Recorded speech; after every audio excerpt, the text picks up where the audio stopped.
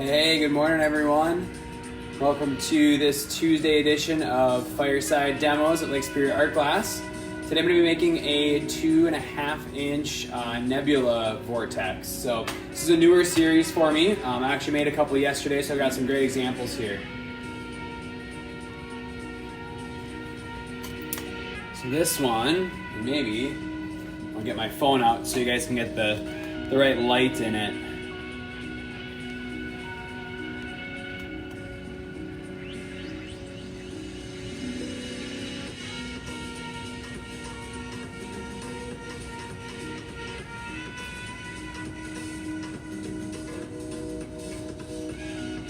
Really hard to do. So what you're seeing in there in that vortex is actually all fine silver. So we can get a little close up here.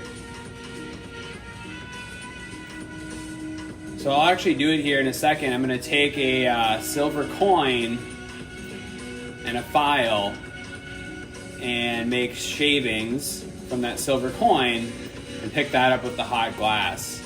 And that is what creates that nebula look inside of there. It's all fine silver. So today's marble at the 2.5 inch size, I'll actually be adding some crushed opals as well for extra sparkle.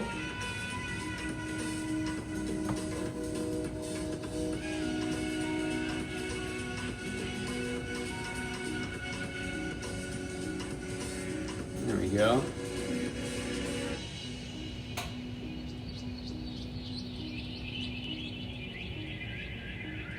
So yeah, that's the Nebula series. Got my signature backing on it. A little dirty there, a little dusty from the kiln, but yeah, this year I'm doing a dragon's eye on the backs of all my marbles, so that's this year's pattern.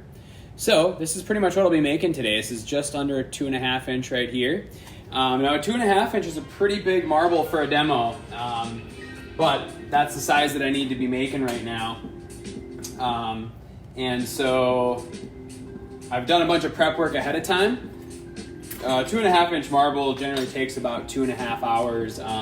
My goal is I can do this demo in about an hour. I've got a lot of stuff ready to go. So yeah, we'll see what it does. Maybe not quite an hour, maybe hour 15, hour and a half tops. So yeah, feel free to tune in and out. There's a lot of monotonous steps of just me melting in every layer, and that's a lot of what goes into marble making, is just that melting, waiting around for things to get melted in, and then you can go on to the next step. So it's not like furnace glass blowing. There's nothing too extravagant or like a big aha moment where it all of a sudden just comes together. But yeah, a lot of very time-consuming, small, putsy steps. So a couple things I got to do here is I need to put on my Kevlar sleeves. So there's a lot of radiant heat that comes off of these, so I wear Kevlar sleeves so that my hands can stay near that heat for a little bit longer. Keep the fingertips exposed so I can grab the rods and keep spinning. That's super important.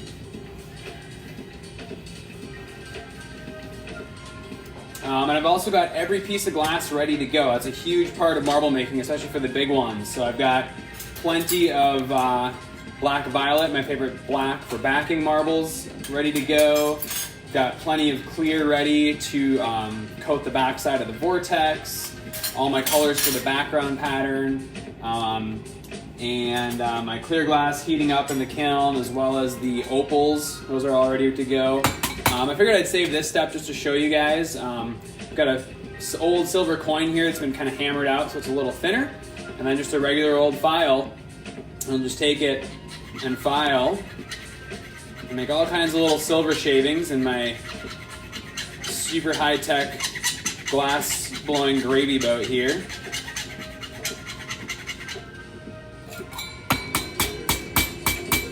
Just kind of shake them around so they get spread out in there.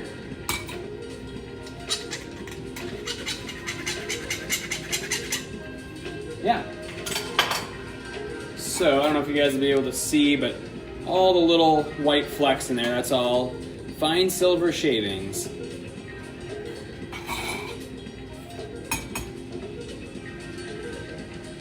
Oh boy, now I did it. Now they're all clumped up.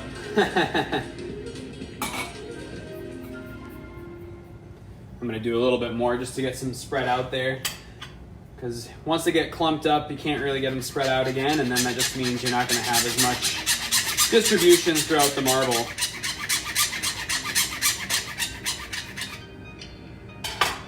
There we go. Now I've got plenty. I've got my marble molds here. I also have one mold that's a size bigger than I need. So this is the 3-inch, 2.5 inch, Infinite Rim Molds by Dan Grumlin. If you haven't got yours yet, get them soon. He's every year he talks about retiring, and he's kind of retired, then he's come back. So they are amazing molds. This year I kind of doubled up and made sure I had duplicates of everything up to my 2.5 inch size mold. They're priceless for what I do, and he's gonna retire. I want to make sure I've got a backup if I drop one of these. So let's see, what else? Yeah, I've got everything pretty much ready to go. I might be using the outer stage of my torch today. That's the really, really big flame. So I've actually got the iPad moved further back today. Yesterday it was about a foot closer when I was making that 2.5 inch marble, and it did overheat. So hopefully that doesn't happen today, but if the video does come out cut out for some reason, that's why, because the iPad overheated. That's how much radiant heat is around. And to give you a frame of reference, right now the iPad is almost 3 feet away from the face of the torch here. So yeah, with that, I think we're about ready to get started here. So first step is going to be applying the opals to the clear glass.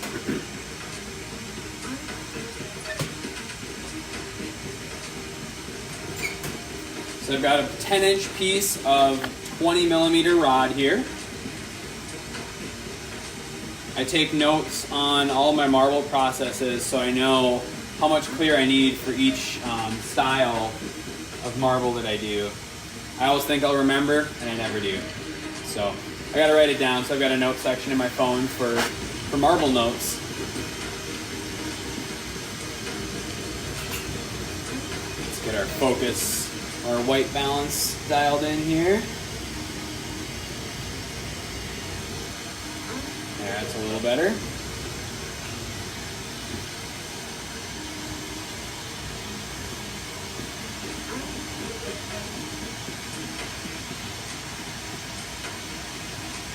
So as always, I'll try to answer questions for you guys. The iPad is a little further away today, so it's a little harder for me to see, but I will do my best to keep an eye open for that. There's going to be lots of downtime. I don't have enough things to talk about for, you know, an hour plus, so feel free to ask questions.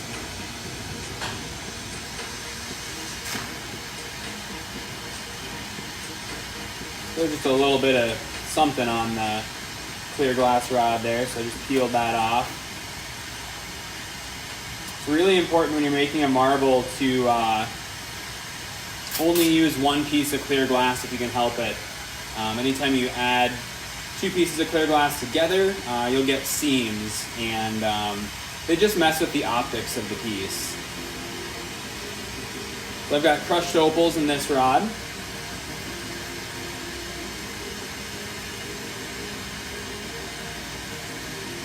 Just striping this rod on there.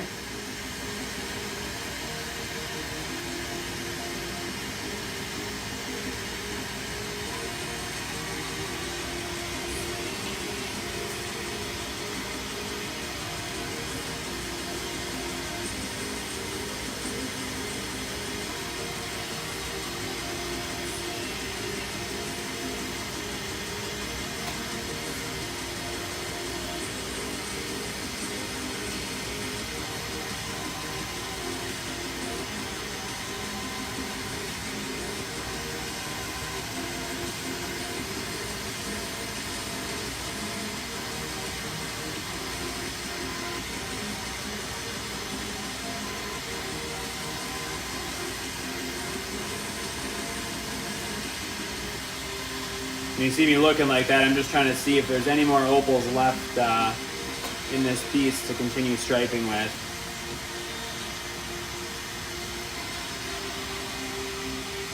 That's about it for that one.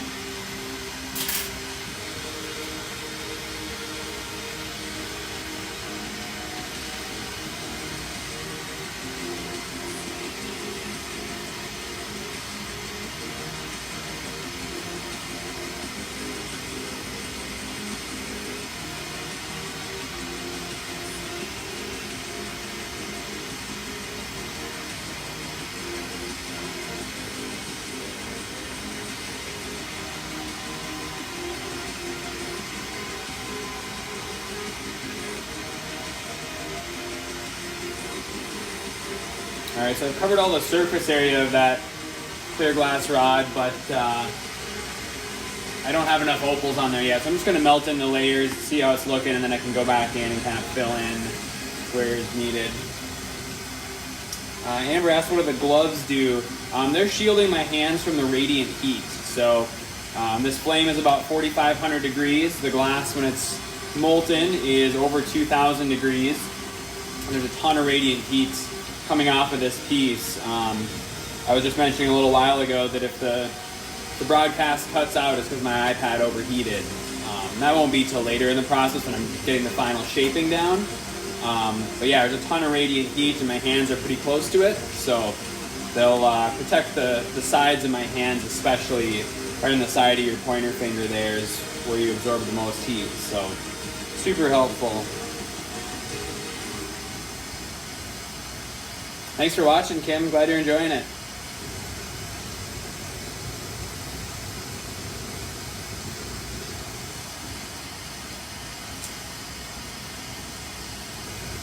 Alright, so I melted in those layers. Just going to figure out where I need to add some more opals.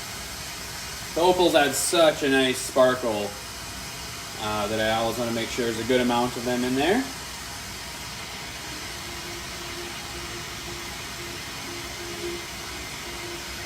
And so these are crushed up opals. They are probably, what would I compare them to?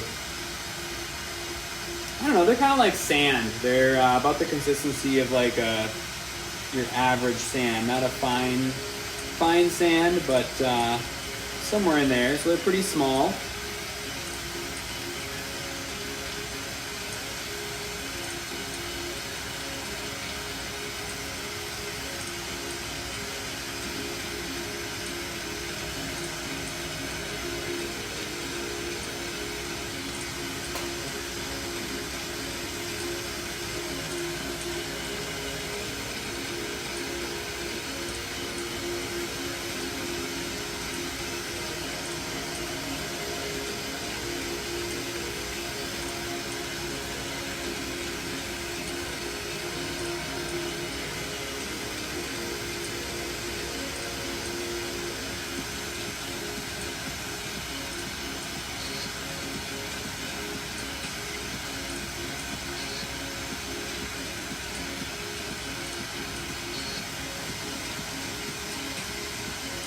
Alright,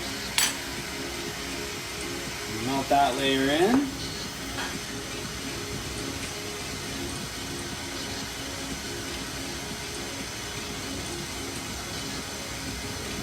Hi Peggy, thanks for watching. That's my fabulous mother-in-law.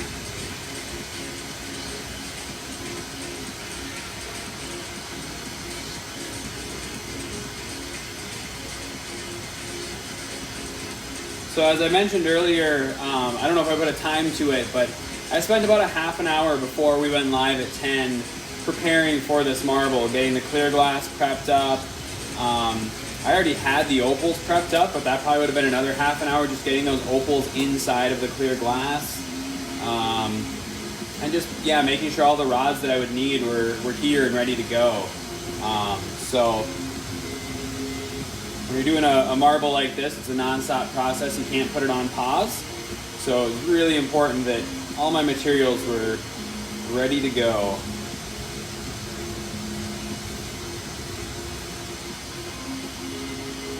All right, so I've got all the opals melted in. Now I'm going to add the silver. I might bring it over here so I can get a little bit better control with it. Now I only really get one shot to add this silver because I don't want to put that back in the flame because that'll affect how the colors turn out. So I'm going to get this super hot and then kind of dab it into the silver.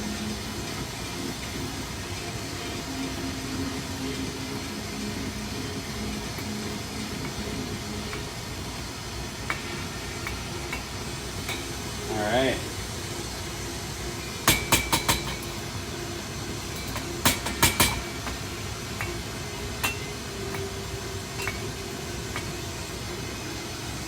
Okay. Okay, so we got our silver on there. I'm gonna flash it in the flame just really quick. It's about all it needs to off-gas, just a little bit. And that off-gassing is gonna create kind of a wispy aura around the silver. You might be able to tell it's got a yellowish hue to it already. That's from that silver off-gassing. So it happens really quickly.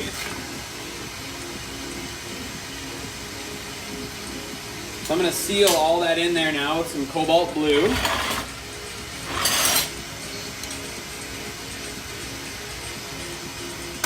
The cobalt just acts as a really nice backdrop.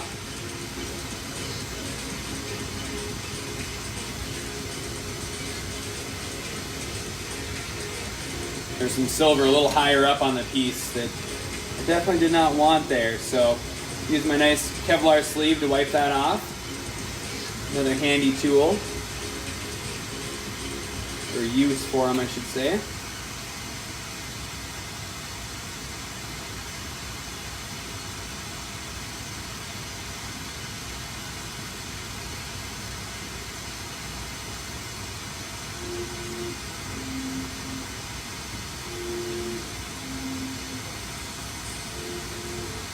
I'm just wrapping or coiling this blue glass around the end of this rod here where I've got my opals and fine silver shavings. Trying to be really diligent not to trap air bubbles. It definitely happens. I may have to pop an air bubble or two once I get stuff melted in, but that's pretty normal.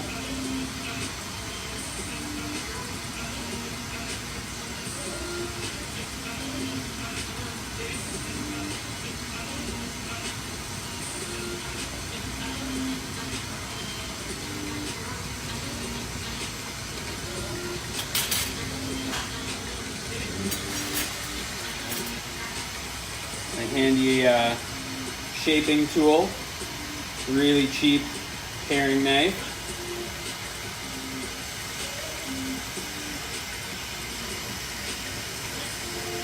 I'm just using that to pull down some of the glass to make a nice straight line where my first wrap of that cobalt blue goes around. And now I'm going to melt it all in.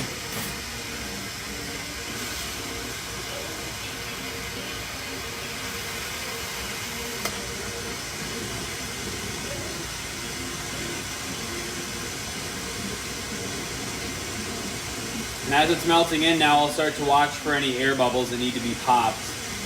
They'll kind of show up as depending on the temperatures, either a darker or a lighter spot.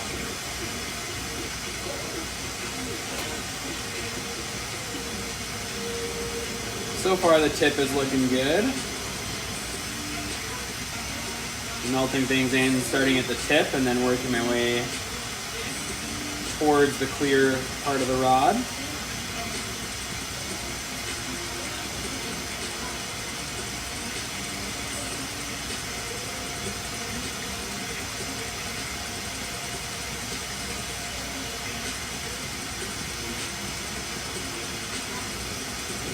Yeah, there's a couple bubbles I'm going to pop. And before I do that, I'm going to squish this into a rectangle.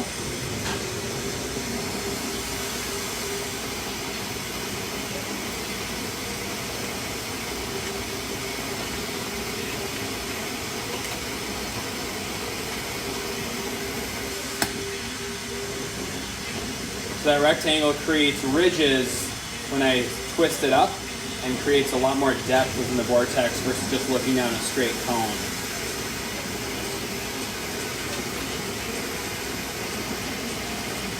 Now we got to let some of the core heat get out of there so I can pop the bubbles. You guys might be able to see some of them. I'm not seeing them on the screen.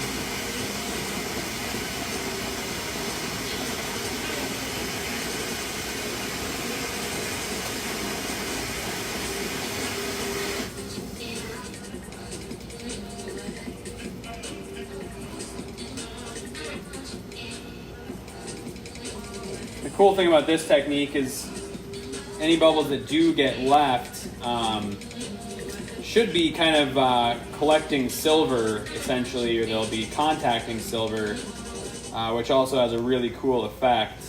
If you have the silver gets trapped in that air and kind of creates a really cool, I don't know if cloud is the right word, but it's a really neat look.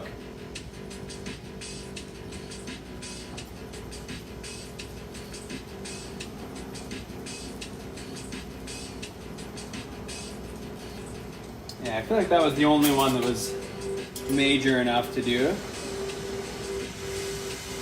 Is the heat effect how the silver shows in the marble, or does it help the color?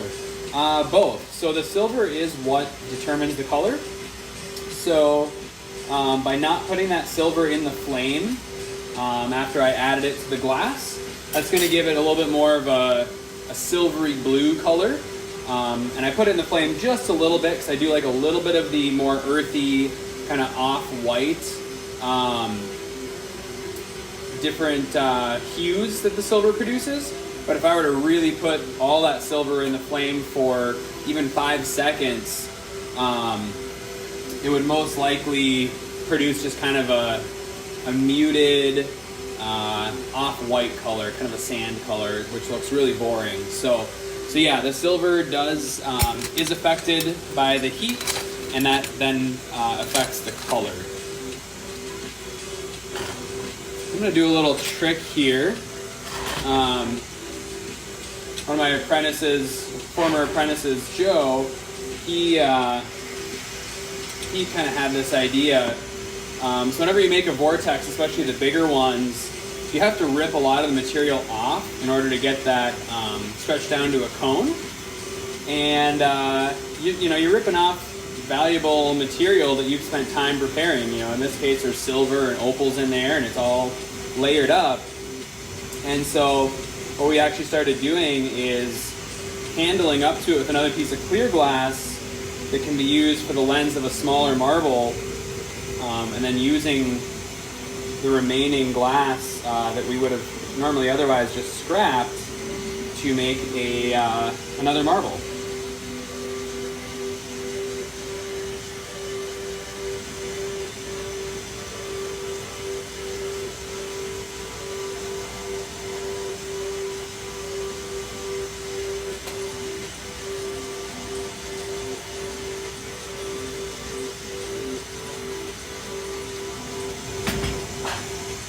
So as you can see, once it cools down a little bit, in a while, it's alright, I have to wait for it to cool anyway. I basically added some clear glass to the end of my setup there. You can see that distinct line from bright orange to dark orange. That's clear to color. So that will actually be the lens of a second marble in the future, so that I don't need to waste any of this setup. So now I'll heat up this rectangle and give it a twist. And to twist, I'm just going to spin one hand a little faster than the other. I don't need to go opposite directions. That's really, really aggressive. Once the heat's in there, I'll just kind of slow down my left hand and speed up my right hand.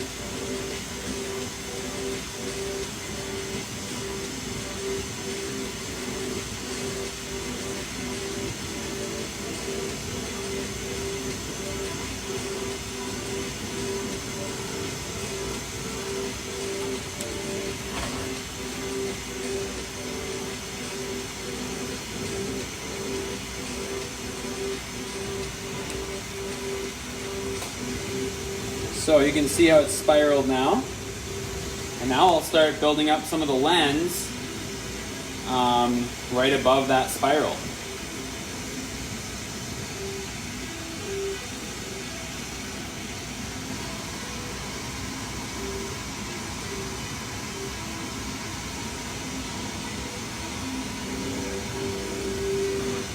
I may even kick on my outer fire for this one. Make things go a little faster. Maybe if I've got gas flowing here. Let's see. Taking a little while for the lines to fill in, I think.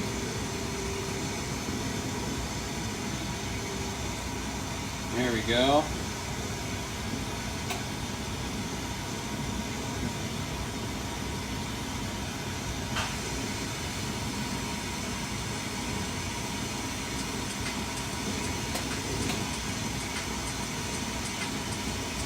So as this glass heats up, I'm squeezing together to expand the opening looking into that vortex.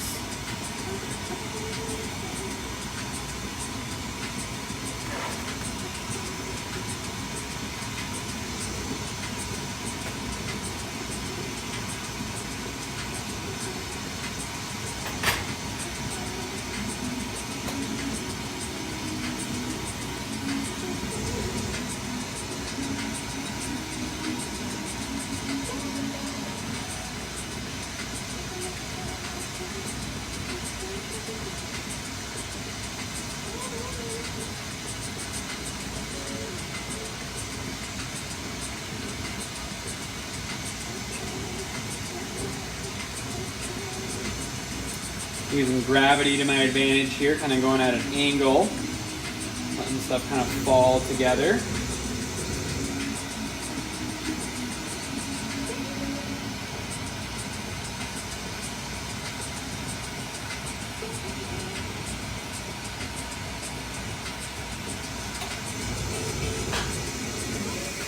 So now you can see my setup.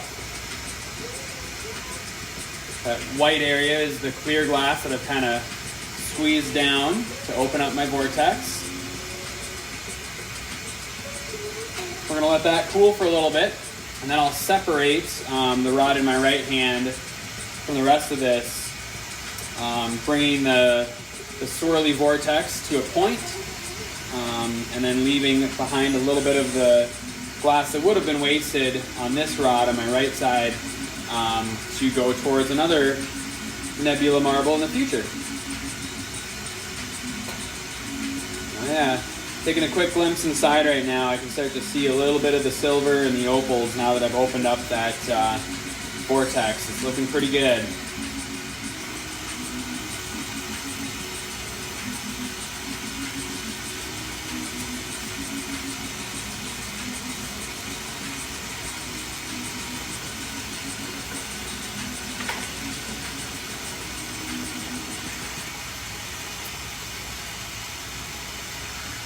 Part of my daily routine for about, let's see, probably 13 years now. Start every morning with a smoothie. It's an everything smoothie. Banana, strawberry, raspberry, mango, pineapple, blueberry, orange juice. Yeah, I think that's all of them. Oh, and ginger. You can't forget the ginger. Lots of ginger.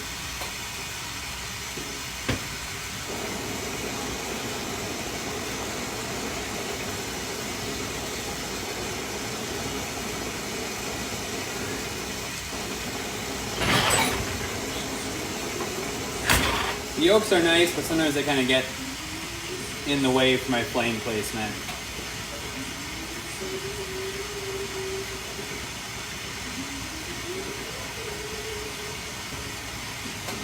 In order to separate this and get another usable piece of material out of it, I've got to be pretty hyper vigilant about where I heat and how I heat and when I pull.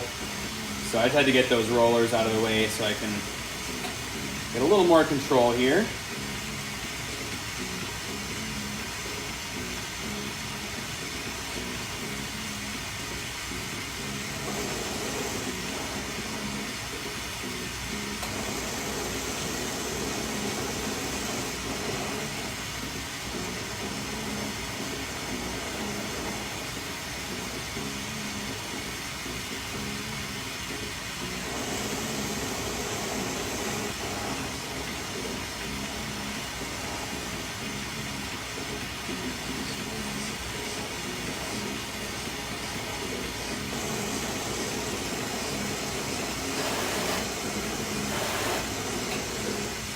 Trying to keep my clear rod cool so I don't stretch out more of that material than is needed.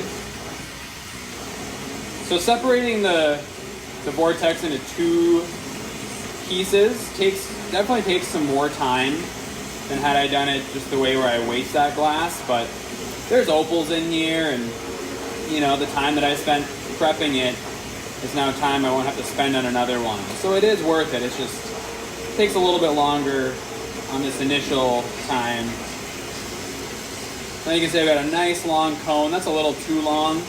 And then a smaller cone here, which will go towards probably a 1.5 inch Nebula marble. Set that aside. I'm going to remove some of the tip of this cone, get it a little more proportionate. I got to remember that from where my design starts, that'll be the equator of the marble, to the back tip here, can't be any bigger than half the diameter of the marble. So I'm making a 2.5 inch marble, so that cone can really only be 1.75 inches, or no, rather 1.25 inches, yeah.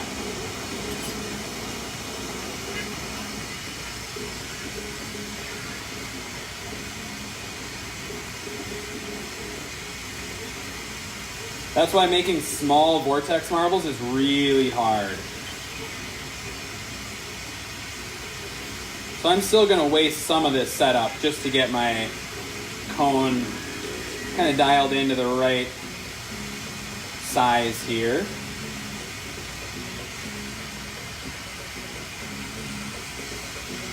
And to get the ideal vortex, I'm also trying to make my cone look more like a funnel. Where it's got a little bit more of a taper to it versus a straight line. This one's going to be a pretty straight line, but I really like them when they have more of a swoop.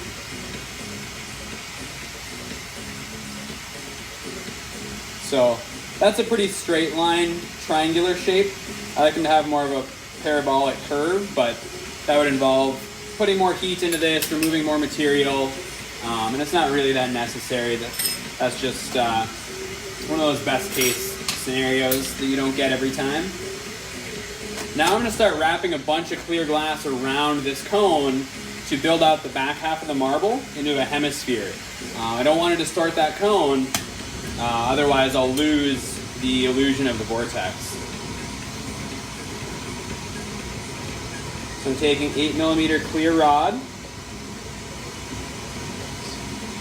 just going to wrap it around, starting up right below the equator here, right where my colored pattern starts.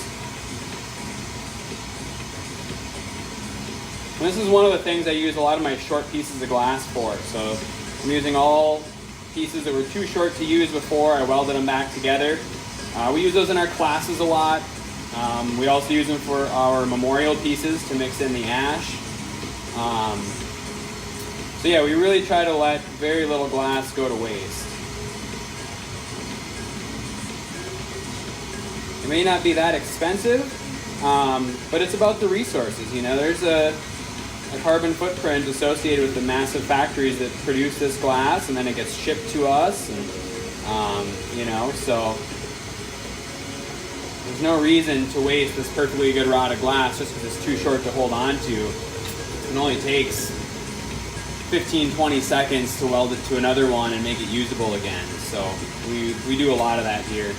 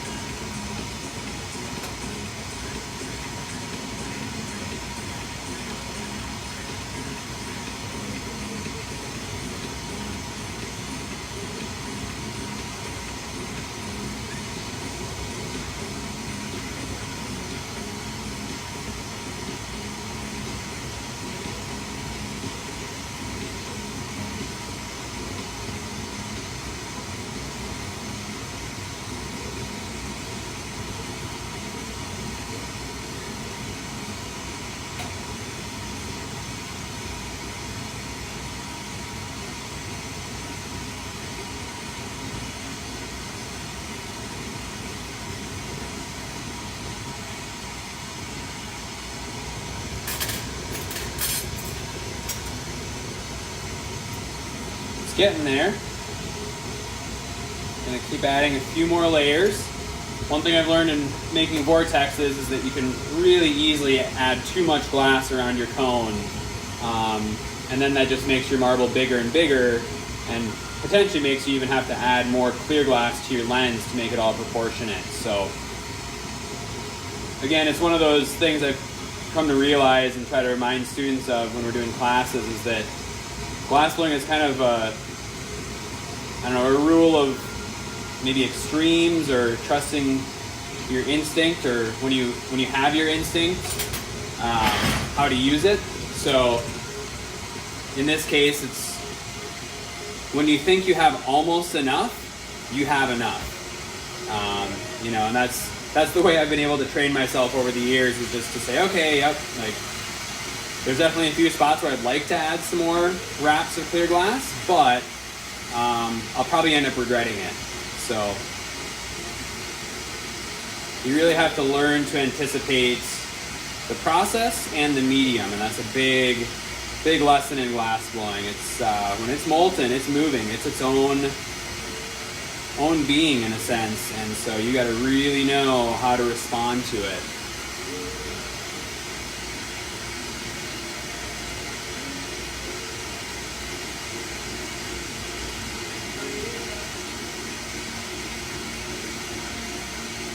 Now in this case, I'm seeing a very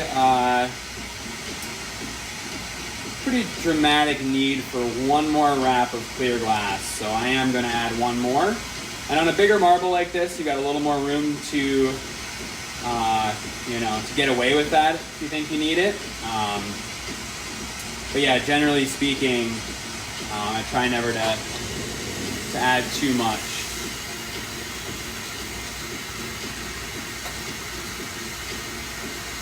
So right there, just comparing it to my mold, I hold it up to that mold to get a size reference, to make sure I'm kind of on the right track.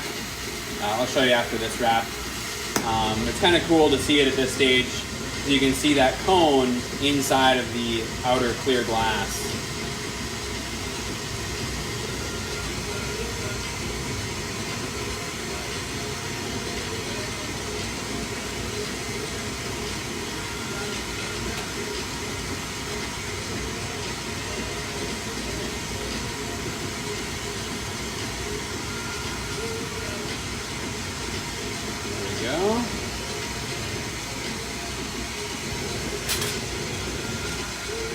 A lot of people ask how the marbles get so round, and there's three things that go into that.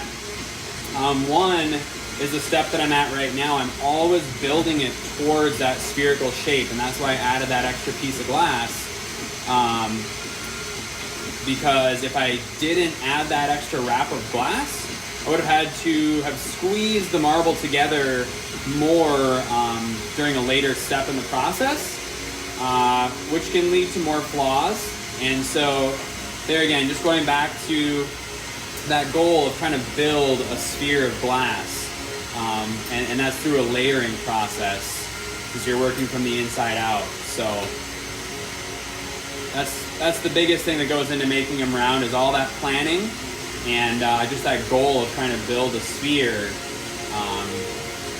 And there's a certain amount of letting the glass get round on its own that we'll come to later on, but right now it's about getting all those proportions just right.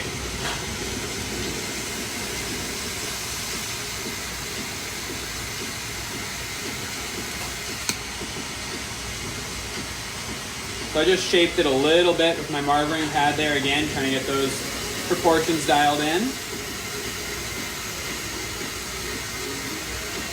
Now we're going to let this cool and then coat it with black glass to hide the clear layer. So there, now you guys can start to see that cone inside of the mass of glass. So that cone is my vortex, and then I've added all that clear glass on top to build it out towards that spherical shape.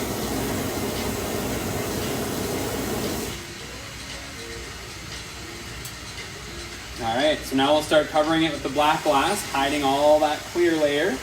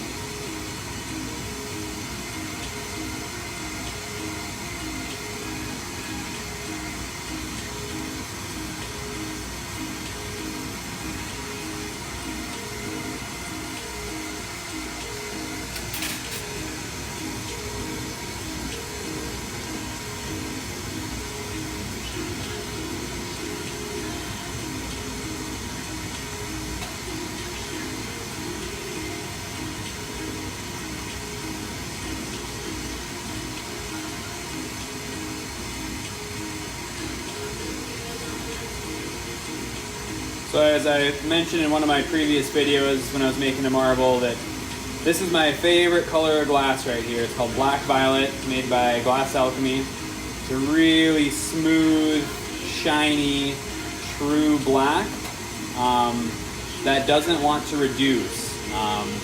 So reduction is actually what's happening when I was talking about that silver before and how I keep that out of the flame.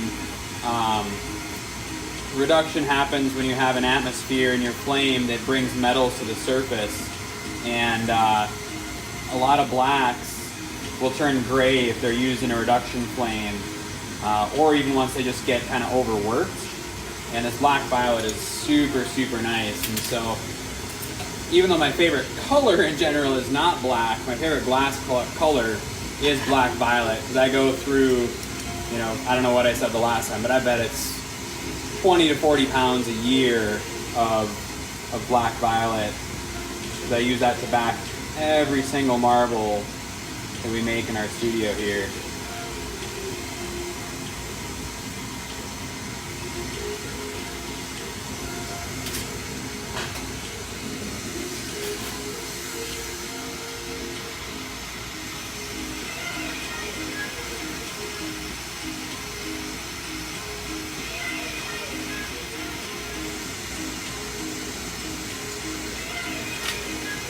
All right, so now we're gonna melt all that layer in.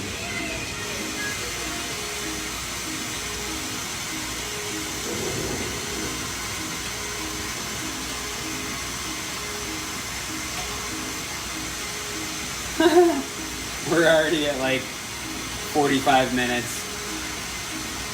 It's not gonna quite be an hour demo, but we'll probably get it to an hour and 15.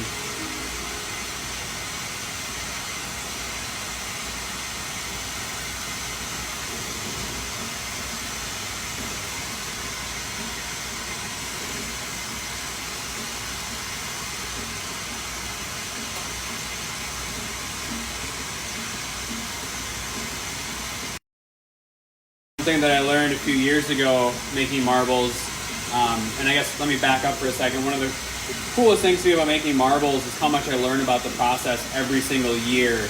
I generally do them in runs, so a lot of times January or definitely February is a big marble making month for me. March I didn't make a whole lot this year. I typically normally would, but just the way the schedule worked out, I didn't. And now here on in early April, I'm trying to do another big run and really get my inventory to where it needs to be for summer. And then a lot of times in like end of June, early July, I'll do another big run. But so to go back to what I was saying about something that I learned, it's amazing as you progress as a craftsperson, when you revisit projects like this that you've done thousands of times, but you give yourself a break in between them, you know, several months where you're doing other things, you come back with this kind of, I don't know, refreshed perspective and start to realize like, oh, spinning faster actually doesn't make things go faster. In fact, it works against you. And so when I'm trying to melt in a layer like that, I learned that I need to spin really slow to let that flame really penetrate the glass and get it molten. And so there's always just fun lessons like that that I end up learning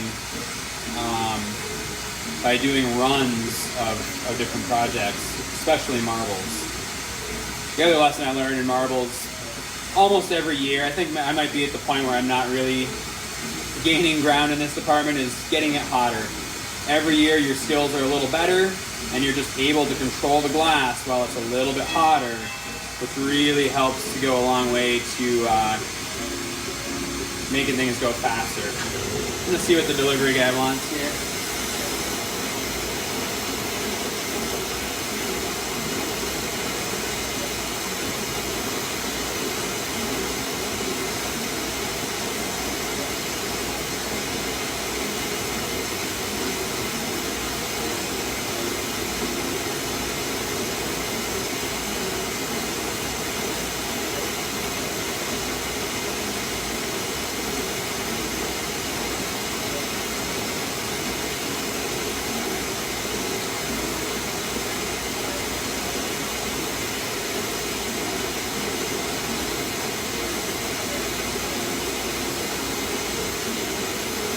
Don't mind me, just walking around the gallery with a hot piece of glass in my hand.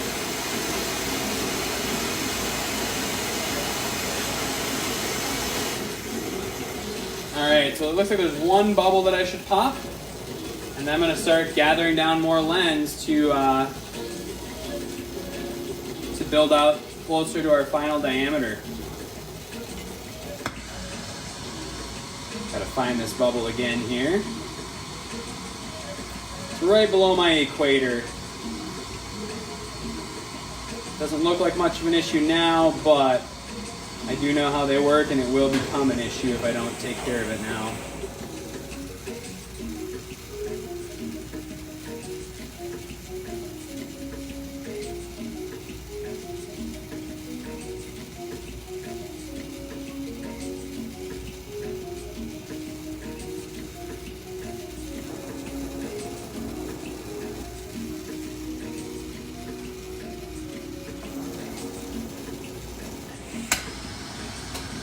See if there's any others that need it here.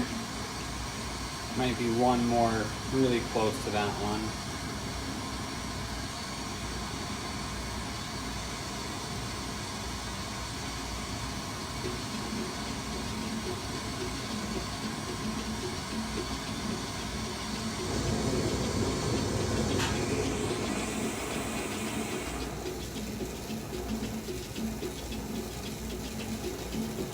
Yeah, I think that's pretty good. Put a little patch on here, right where I popped that bubble. And then I'll start building down the rest of the lens. And I'll do my background pattern.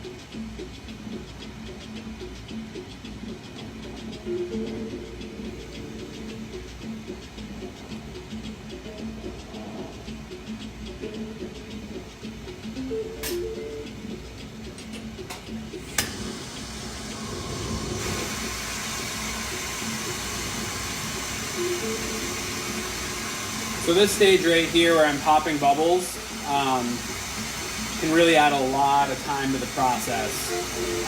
Luckily this time it was just that one bubble that really needed it.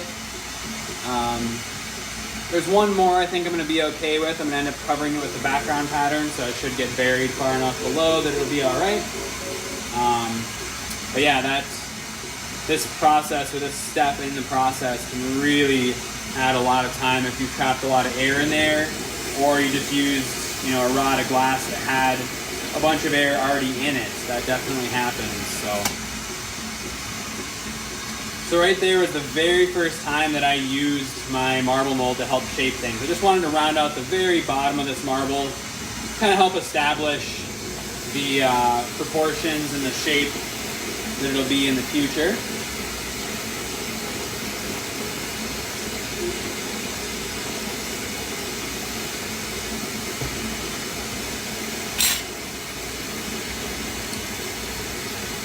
So now I'll attach a punty to the bottom of the marble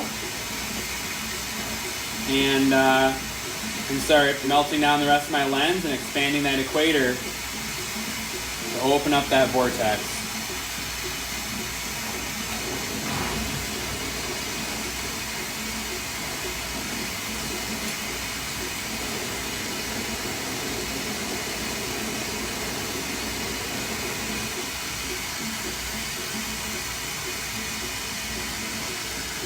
I'm starting by building a heat base at the equator.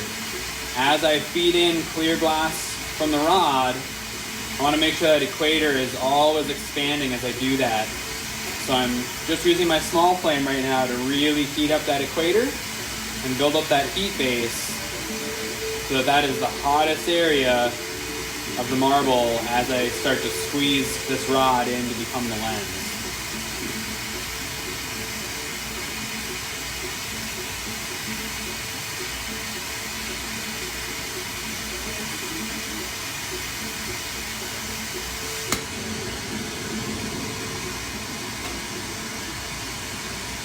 Now we've got my second stage, the Mirage, on, heating up that equator more and building up more heat base. And once I really want to start melting, then I'll kick on the outer fire of the Delta. Hey Asha, how's it going?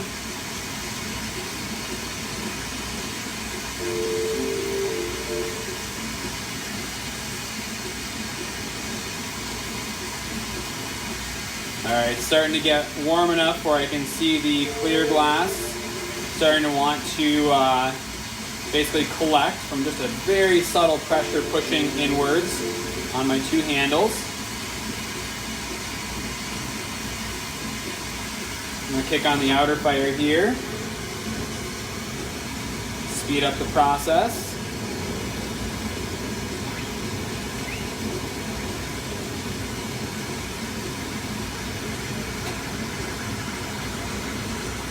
Right now is when that face shield really helps.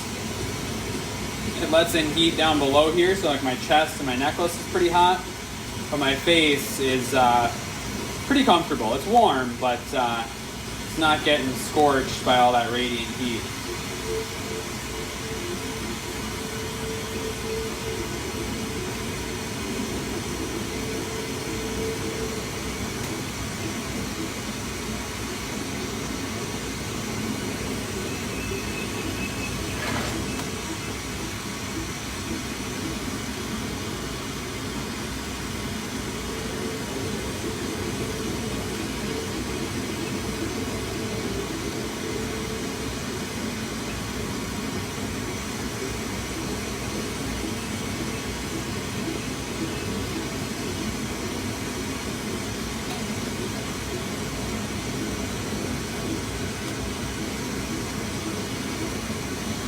Alright, I've almost melted in that entire section of the clear glass rod.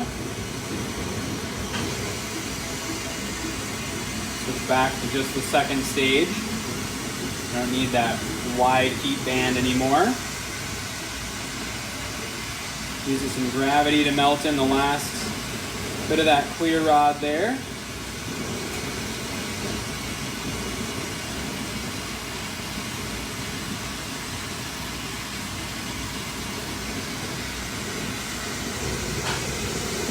There we go, now we're closer to marble shaped. Got all that clear glass melted down. You'll start to see the clear versus the color as it cools there. I'm going to let things kind of set up on my left side here where I was melting from that clear rod. And then I'll take off my punty, heat the bottom half of the marble, and use the mold to round it a little bit. I've got a lot of nice core heat here right now, so I like to do a lot of my final rounding right now. Even though I don't have my background design on yet, the core heat is here. There's a great chance to use that core heat to help move the glass around. Now you can kind of look into that vortex a little bit. See those swirls in there? This is kind of one of the first chances we really get to look inside and see how things are looking. So that's why there's so much planning that goes into making a marble, is because you build it in those layers starting from the inside working out, and you can't really see inside to tell if it's doing what you want it to. So just a lot of planning and attention to detail, and then you just hope it goes the way you envisioned it. Now we're going to heat up this bottom half and use the marble mold to help round it.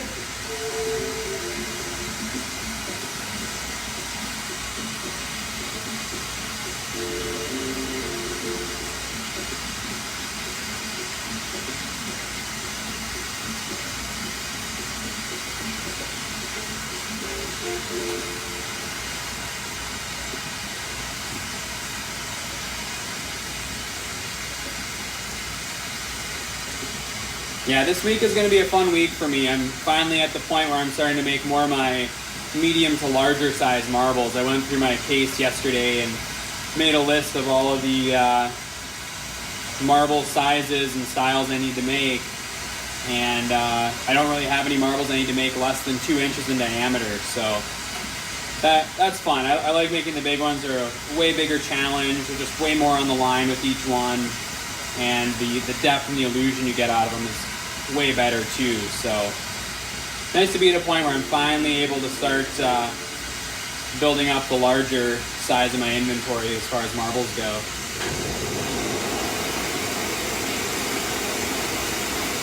So if you guys can see, I'm always spinning when I'm in this mold. A lot of times people think, oh, you just use a mold to shape it. You just pour the glass into the mold. Well, it's nowhere close to that easy. The mold is just a shaping tool that I spin the glass in to get it perfectly round, or as close to perfectly round as a human can.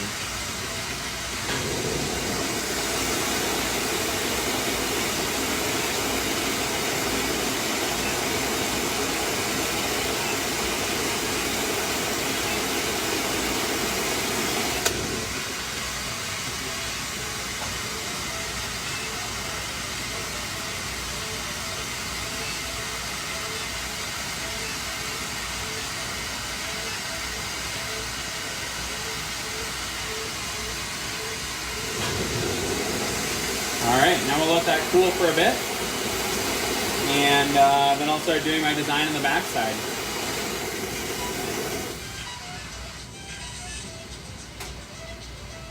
Just looking at the reflection of that flame on the surface of the glass.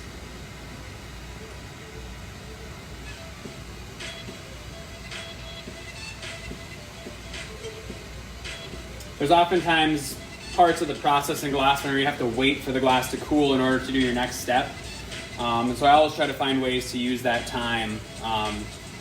You know, up in the hot shop, I'll, you know, clean something up really quick, pick up some frits, do whatever back here. You know, I'm checking the surface of the glass, looking for issues that could be, you know, something that could be an issue down the line in this project. Nothing I would take care of now, but potential issue down the line. So glass blowing is all about thinking ahead and, you know, being efficient with your time.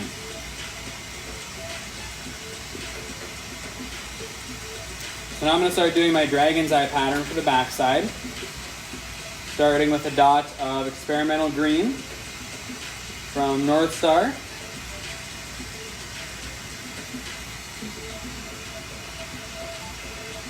I think they're still making this color, but I guess I'm not entirely sure. But I know they stopped making it for a while, and I bought up all of it that I could find from every distributor in the country and ended up with, I think, about 20 pounds of it. So I think I'm set on this color for life. But it's a really cool color. It's the perfect green eye color. It gets awesome streaks and just naturally looks like the iris of an eye.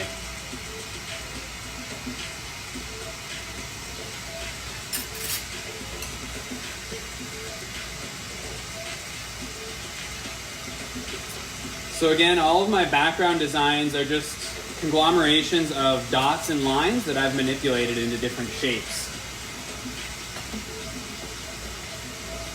Most of them are dots, as in today's demonstration in this year's pattern. But some years, I think last year, I revisited my the first pattern I ever limited, which was the feathering pattern. That dates back to, I think, even beyond ancient Egyptians doing glass. It's a really, really old pattern. I describe it kind of like latte art, where you've got a feathered look where something gets drugged through other lines. So that'd be an example of how I've used lines in my patterns, but most of the time it's dots.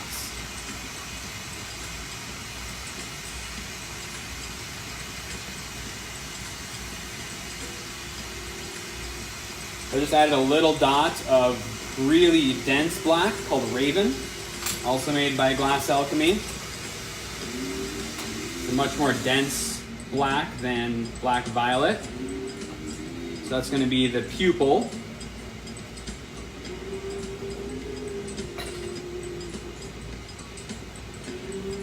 All right. So now I've got a round pupil, but as we know, dragon's eyes don't have round pupils. At least all the dragons that I've ever met have not had round pupils. So we're going to stretch that out by using a little dental pick.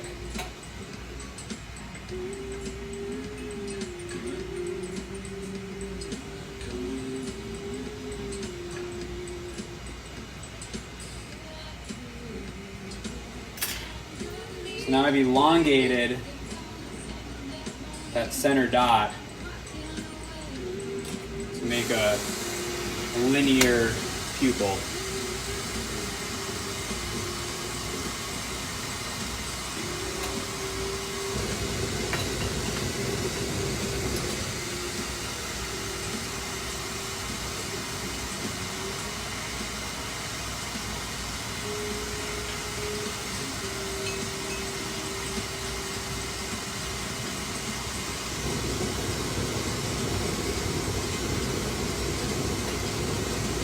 We got that all melted in. Now I need to add a clear coat to it.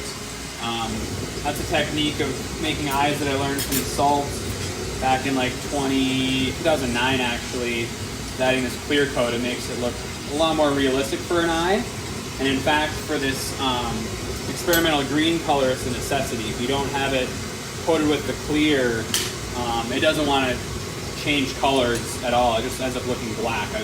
I've forgotten to put the clear coat on a couple of marbles this year, and you just end up with I don't know, like a dragon scale eyelid area, and then just a black opening in the middle where the pupil and the iris should be. So we're gonna add a nice clear coat on there.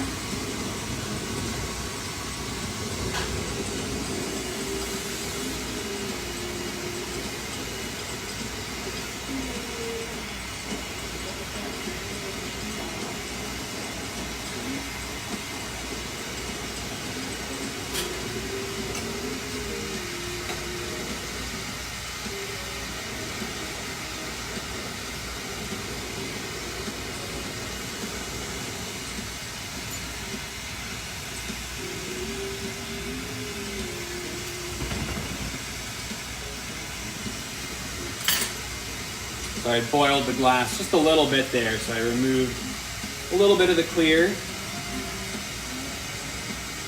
When you boil glass, it just gets like little micro bubbles in the glass. A lot of times you can't even see it when they're not glowing, when the glass is not glowing, but definitely not something I want.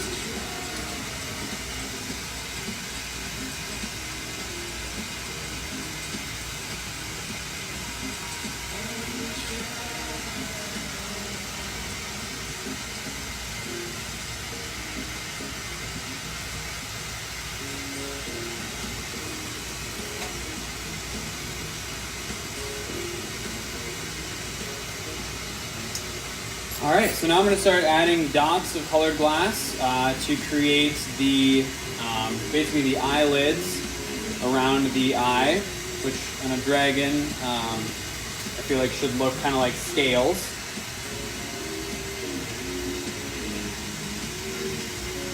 So I'm going to do a kind of a fish scale pattern. It's very similar to hobnailing, but not quite the same.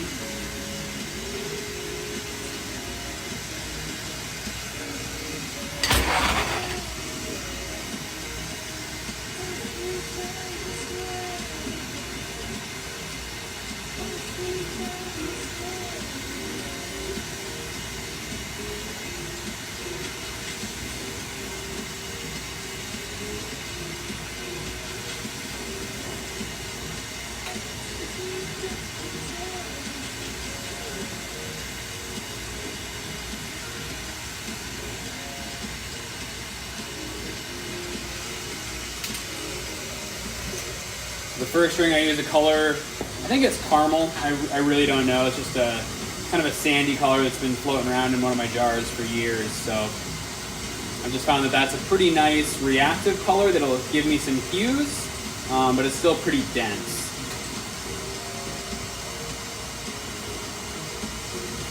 So now we're getting that melted in.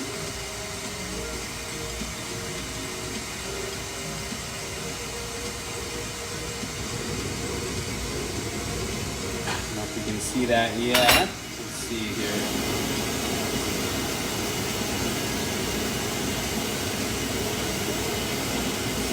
There you can start to see some of those dots around that center point. Okay. Now I'll add the next layer. For this one I'm using a really old color I've had forever. It's kind of a finicky color, but it actually has been working great in this application. It's called I think super unobtainium or super silver unobtainium. It's a aventurine, a sparkle color, but it has silver in it too. And this is a color that really likes to crack if it's encased. But using it on surface work like this, it's been working out really nice.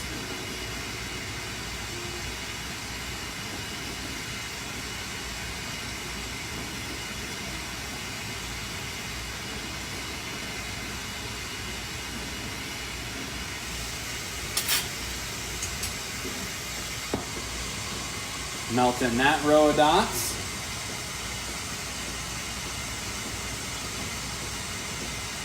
So again, this is that fish scaling pattern. You do a row of dots, melt them in almost completely, and then go and do another row, and you get them to overlap like that, kind of like shingles, and that's what makes it look like fish scales, is that overlapping kind of round scale look to it that it gets.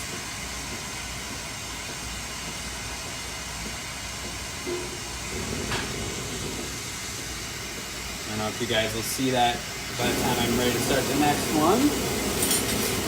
Next, I'm using one of my favorite colors. And you can see some more of those dots. Using one of my favorite colors, Mighty Moss. It's a really intense green sparkle color. Let's see if you guys can see that. See how it glitters? It's like a car paint that has the metallic flake in it. Same kind of idea, really pretty green aventurine glass.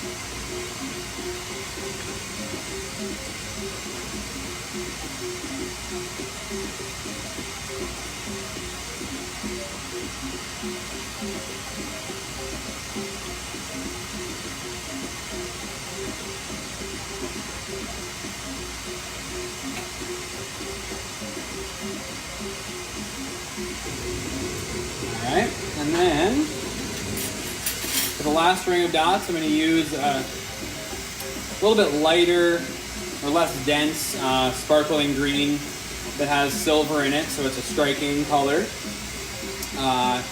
called Andromeda by Glass Alchemy. And this one will get anywhere from like a green sparkle to kind of a light brownish amber sparkle to a light blue sparkle, depending on how it's worked in that flame. Again, having to do with oxidation and reduction.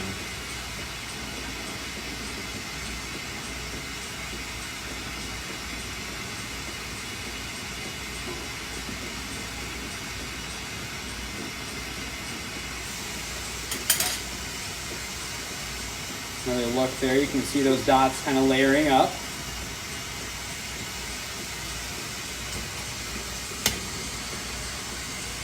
I'll melt this layer in, and right before it gets fully melted, I'm going to take my dental pick and do 2 quick rakes. And a rake is kind of like that latte art where you're dragging something through, just like I did for the iris, or rather the pupil. And I'm going to do that to kind of widen the eye. You know, right now the eye opening is supposed to be round. This one turned out a little bit elongated already. But again, to make it look more like a real eye, you need the 2 corners. So that's what I'll do next.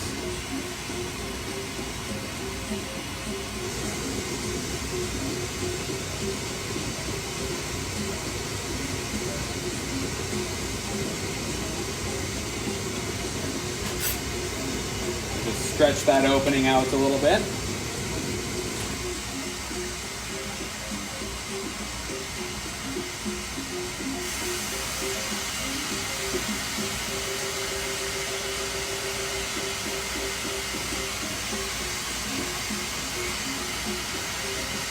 And now we're just going to melt everything in and get the final rounding done.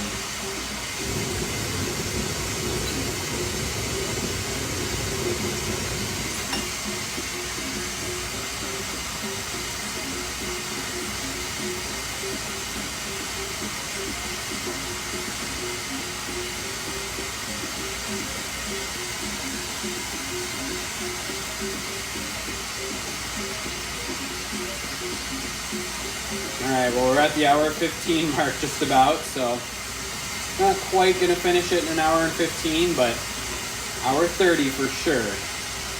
The background patterns take a lot of time, and that's one thing I really pride myself in with my marbles, is that that background pattern, for those of you who don't know, is one thing that really sets my work apart from other marble makers, because the pattern is limited to the year that I made the marble in. So all of my 2020 marbles have this dragon's eye pattern on the backside. I make two exceptions on the small and large end of my scale.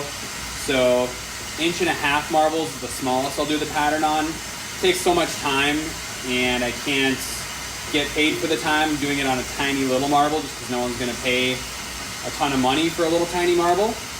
And then on the flip side, once I get up above 3 inches in diameter, there's so much glass there that's cooling as I'm doing that pattern, but there's a lot on the line, and I've lost entire pieces before trying to decorate the backsides with ornate patterns on really big marbles, and it's just not worth that gamble. But yeah, anything from 1.5 inches up to 3 inches, I'll have a pattern on the back that is unique to the year that I made it. And it's a self-imposed rule as well. I'm a perfectionist, and I really enjoy the process of refining something. And so this way I get to spend all year focusing on one pattern and learning little tips and tricks that I can do to make it look as perfect as I want it to. And then I have to retire it. I have to force myself to give it up and try something totally new. So it allows me to perfect something and be a little obsessive compulsive with it without overdoing it or getting burnt out on it, whether it's myself burnt out on it or more so customers just being like, oh, yep, same background pattern he's done for 5 years. So it's a good challenge for myself, and it keeps the marbles unique and brings something different to my marbles that collectors really enjoy.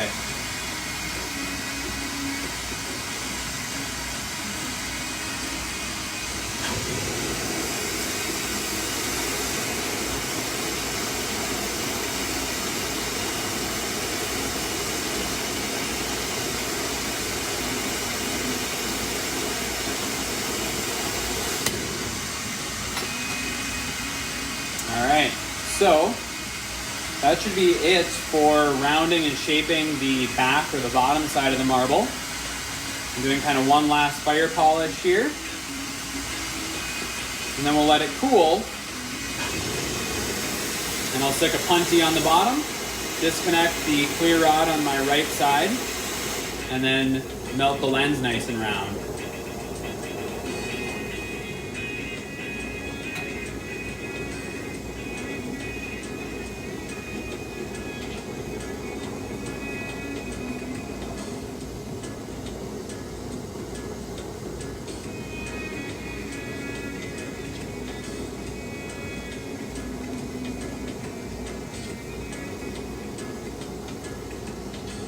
There you guys can see that dragon's eye pattern a little better.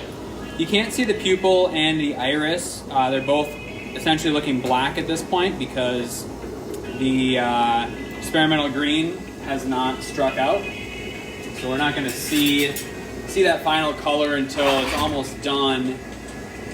And honestly, I don't know if I'll be able to show that to you guys during the demo because when I get that color, it's in the marble mold and I can't tip it too far.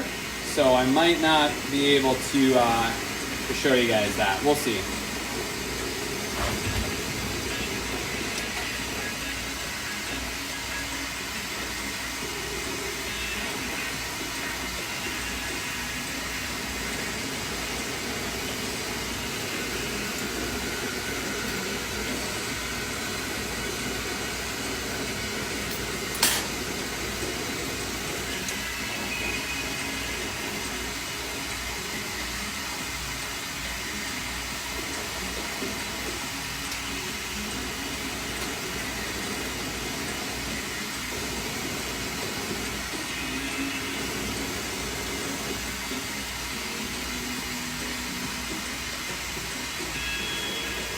Alright, so I got my punty on there.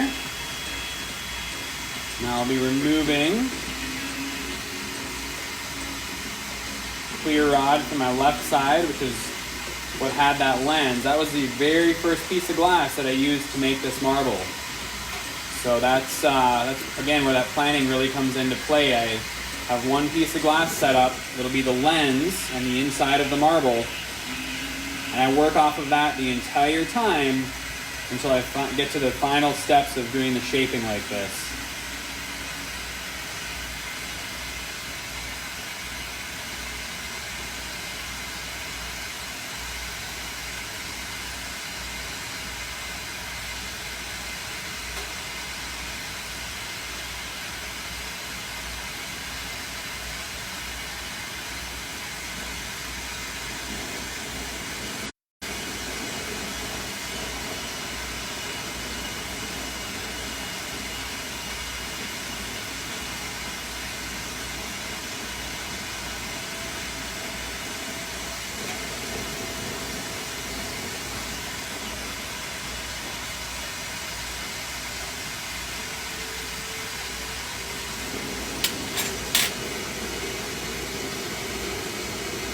Alright, so now I'll melt in the lens area. You can see it's pointed right now, so I gotta get that hot and round it out.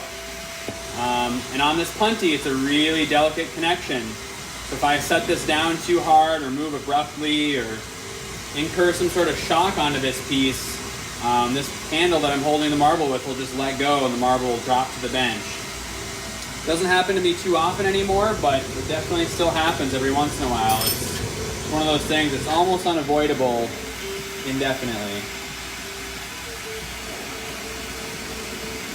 There's just a little bit of scuzz in that glass I was trying to melt in, so I wanted to get rid of that.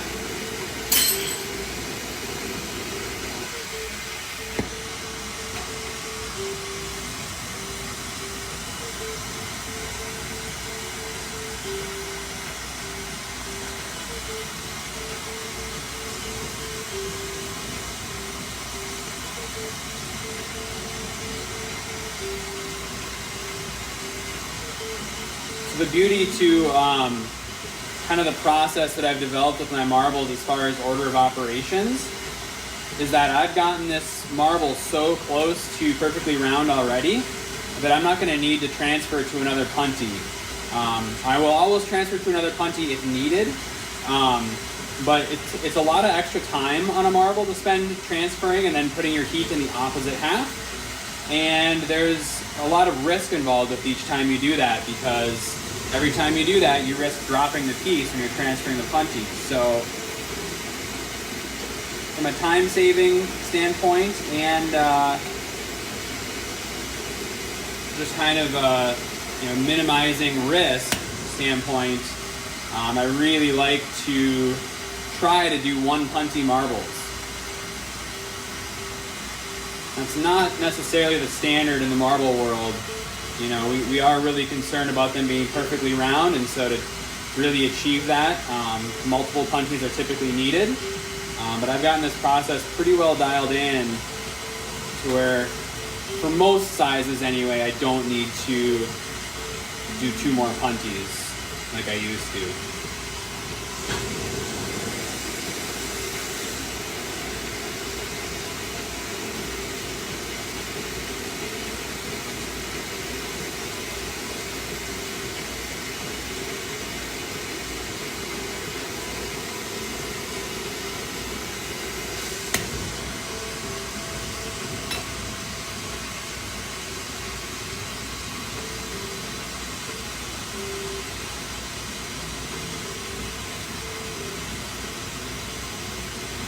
Now this round is just kind of a fire polish, smoothing out all that surface glass that was contacting the mold.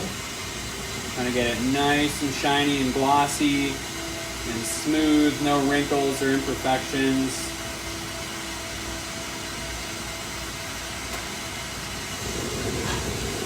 Alright. So we'll let this cool for a second and then kind of inspect it, see how it's looking. And then at that point, determine if there's any more heating and shaping that I need to do.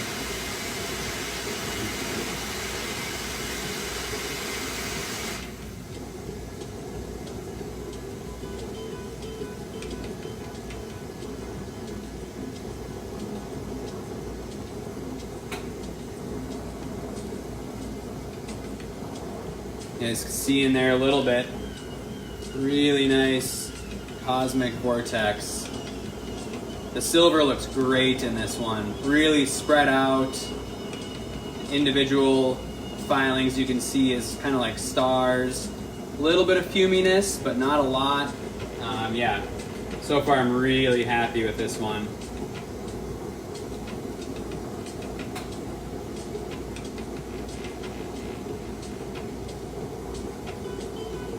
Now I'm using my new LED shop light that I put in, looking at the surface, watching the reflection of that shop light in there to see if it bends or wavers or shows any streakiness.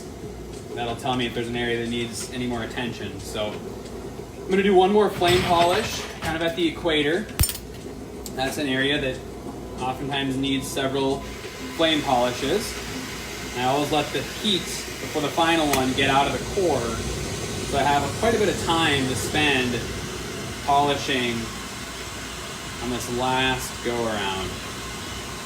Hopefully last go around.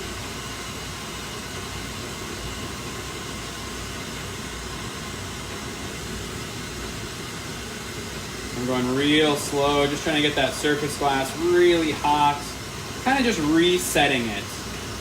It's been really moved around and stretched and, you know, forced into the shape by the mold. So it kind of gets worn out, and this kind of helps reset it, get it nice and smooth and glossy.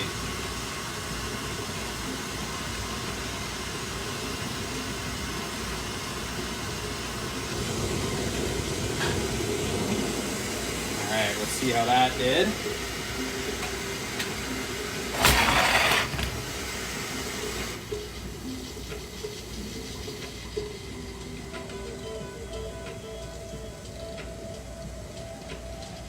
Looking lots better.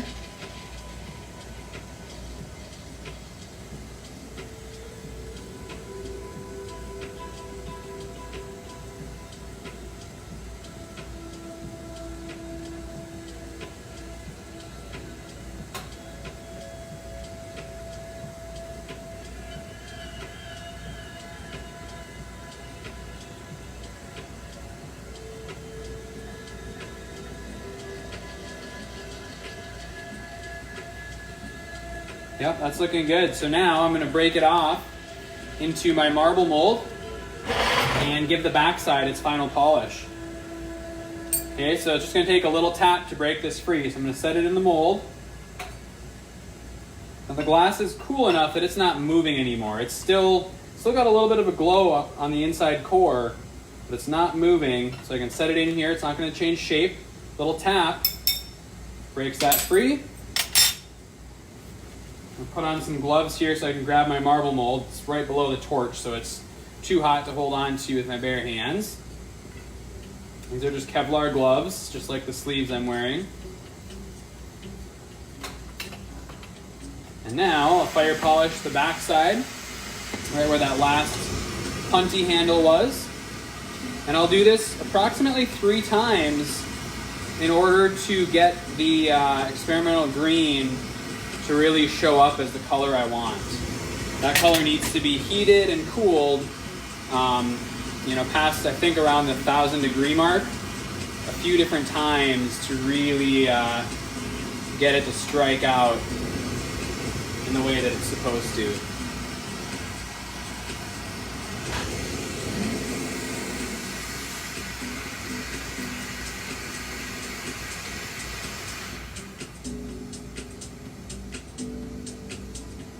Okay, as far as the marble smoothness and shape goes, it's looking really clean.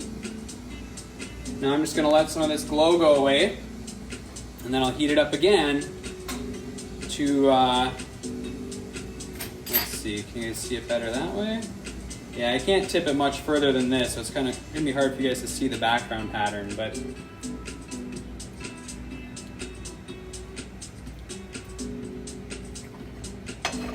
letting some of that glow go away. I'll polish it again in just a second here.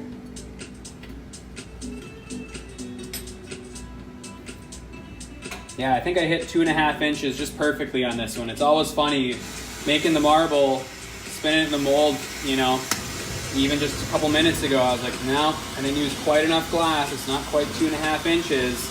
And now that it's sitting in the mold and I can look straight down on it, it is 2.5 inches. So that's another one of those kind of glass blowing rules of extreme. Like when you think you've got almost enough glass, you've probably got enough.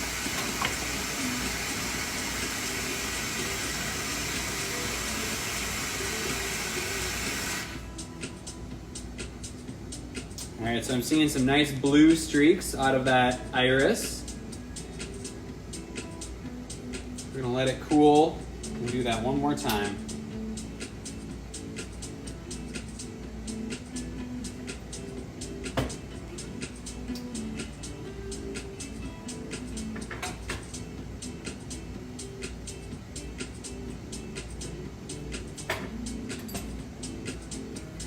All right, one more fire polish here.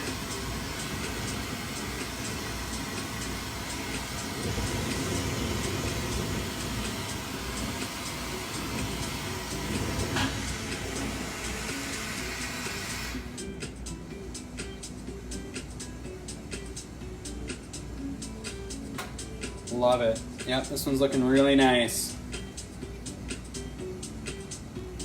We're gonna let that cool for a few more seconds and then I'll put it away in the kiln.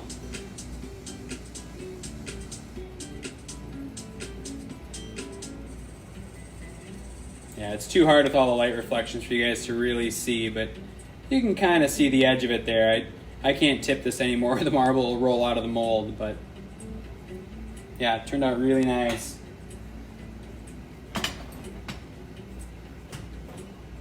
Now it goes into the kiln, sitting at a little over 1,000 degrees.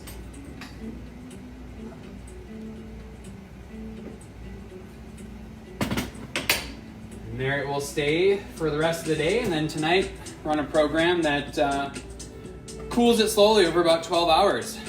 So that is how I make one of my Nebula Vortexes.